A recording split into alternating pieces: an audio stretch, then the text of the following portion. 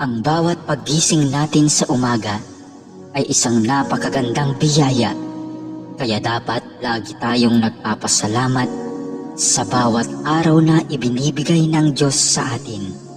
Kaya naman, manalangin tayo sa ngalan ng Ama na siyang lumikha ng langit at lupa.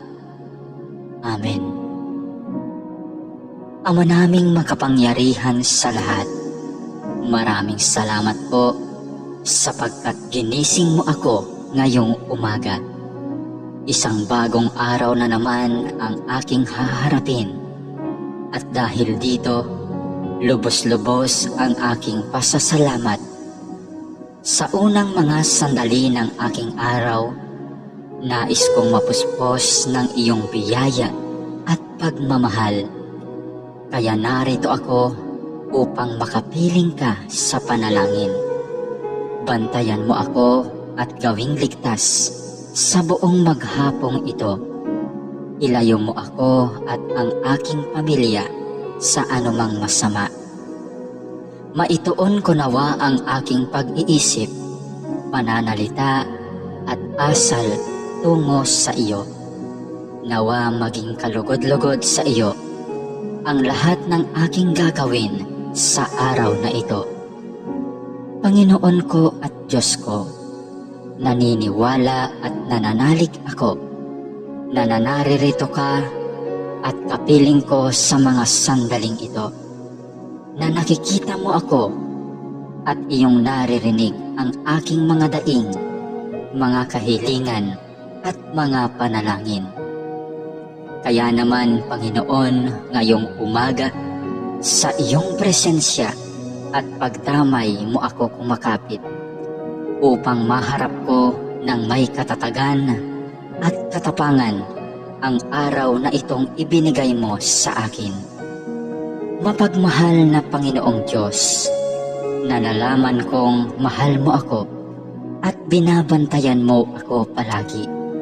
Sa oras man ng kasiyahan at lalong-lalo na sa panahon ng kagipitan at pagsubok. Tulungan mo akong huwag makalimot sa katotohanan ito. Maraming salamat po sa biyaya mong pag-ibig at pag-iingat na hindi mo ipinagkait sa akin, sa kabila ng lahat ng kasalanan at pagkukulang ko. Puno ng pag-asa akong magpapatuloy sa araw na ito sa aking mga dapat gawin dahil na rin sa iyong pagtulong. Punuin mo ako ng sigla nang magampanan ko ang mga tungkulin ko sa araw na ito.